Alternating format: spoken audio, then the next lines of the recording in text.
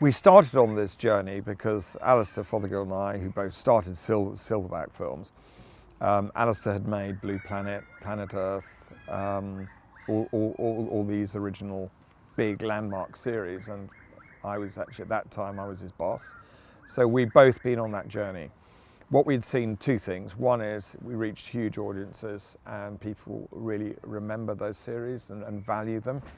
The other thing we noticed is that they didn't really move the dial in terms of the conservation story. Okay, we raised awareness, but we didn't get to any form of change. When we formed Silverback, first thing on the agenda was, okay, we need to do another one of these, but this time we need to try and move the dial. And what we worked out then was you can't just have a series standing all on its own to change the dial. You have to have a really well thought through, integrated new media approach surrounding that series, which we call the halo, so that these two things can talk to each other. We also knew that we had to the series had to be available all the time to audiences, because if it's not available all the time, you can't interact with it. So when we got Netflix as a partner, that became a reality.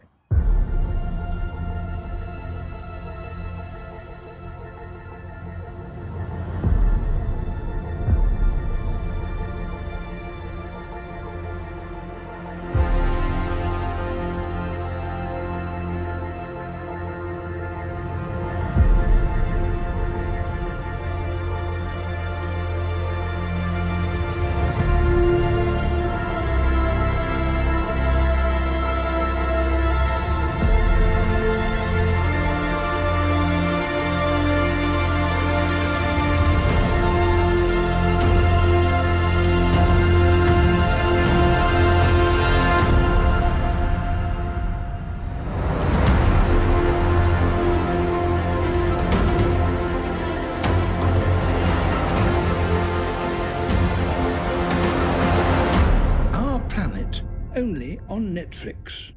When Alistair and I decided we want to do this series that's going to move the dial, the other thing we knew is we couldn't do it on our own.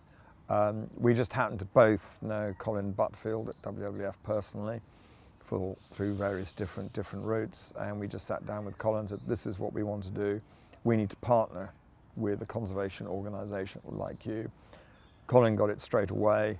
And so right from the very early days, the very early inception, it was always developed as a partnership project. And we couldn't have done it on our own. And it's so much more powerful for that, for a host of reasons.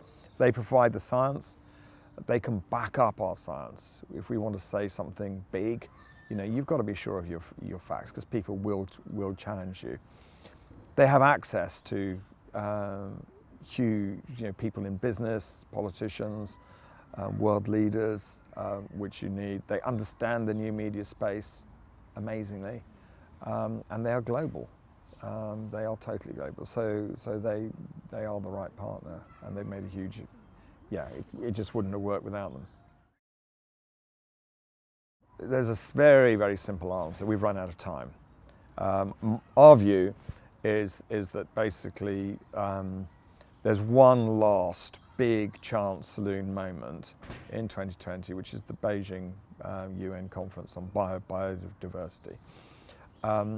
That is the Paris climate change equivalent. That is the moment where, if we do not actually bring to the globe the idea that we need to move the dial on the future of the natural world, if we don't get that done in 2020, the horse is bolted.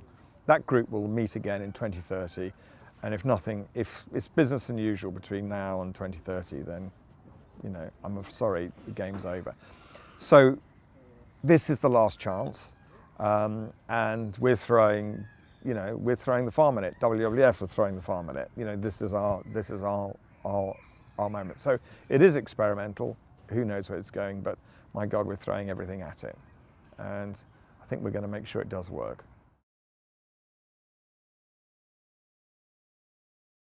When Beijing arrives, is it a huge headline, or is it just a little footnote at the bottom of every news report?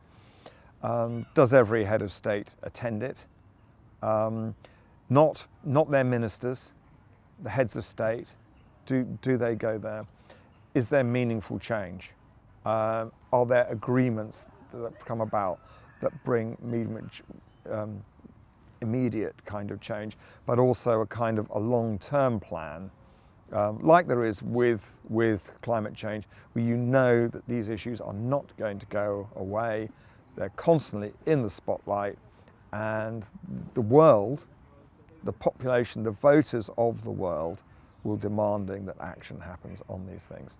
I always go back to whaling. I watched the whale ban come about, and I just saw how for politicians it became impossible to carry on whaling because the public was driving for that change.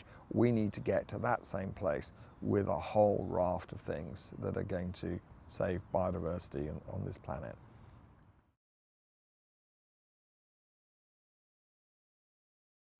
All media organisations have a responsibility to reflect the biggest things of our time.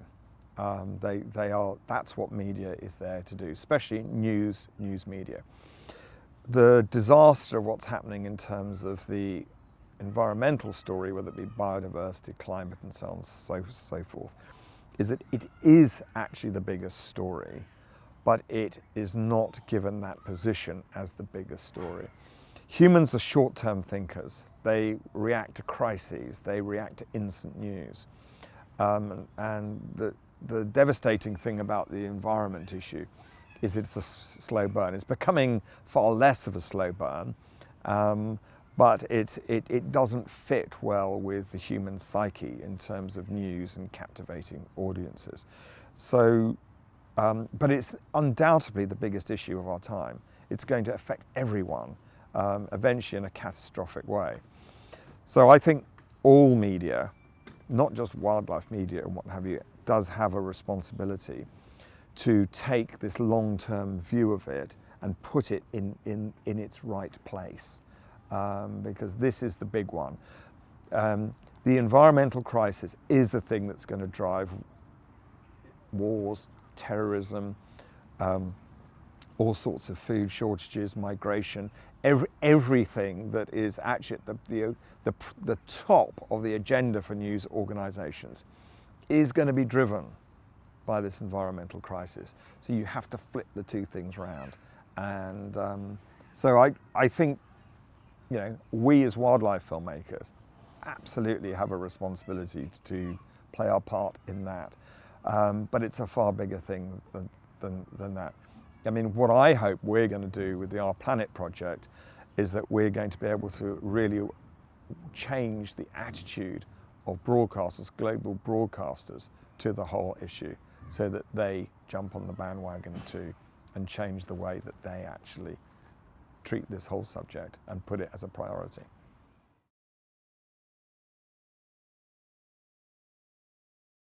I think when we started this about 5 years ago, we thought, you know, something had to be done. The sense of urgency now about how quickly we have to do things, how quickly we have to change things. For me, that personally, that has changed enormously. It now feels almost like a tsunami is coming, and that we've got very, very little time to sort this thing out, and that's why I've become very outspoken on the issue, very kind of clear, because to me suddenly there is nothing more important and there is no time. So it's the sense of urgency which I think has become really clear to me, and I think we've all got to get that now because time has run out on us. I would say key decision makers for me come in two groups. I think they are kind of political leaders, world leaders, governments. But I would put business as important, if not more important. I think that what you're seeing now with globalization is that often businesses have a bigger impact on the future of the world than governments do. certainly small governments. And if you can actually bring about business change, if you can get business endorsement for what you're doing, then you really can move the dial. And we're seeing that completely with climate change. Although some world leaders, want to ignore climate change, some business leaders are just carrying on regardless, and they're pushing the dial.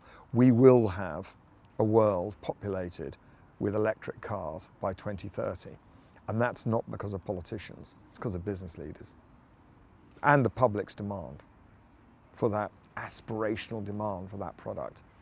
So business is crucial, and I think the conservation world often sort of plays that kind of thing of, oh, business, oh, it's a bit dirty, you don't want to touch that. Business is the answer to saving the world. What the halo will do, it won't be specific. It won't be like, go and buy your new electric car here. What it will show you quite clearly is what's the problem, what is the solution, and what are the range of solutions, so you are aware. The real irony of the position we're in right now is that we know all the problems, we actually in most cases have the solutions, it's just about how we get them enacted upon. And that is how the public enacts on them, how politicians enact on them, and how business moves with the change. The thing about social media though is that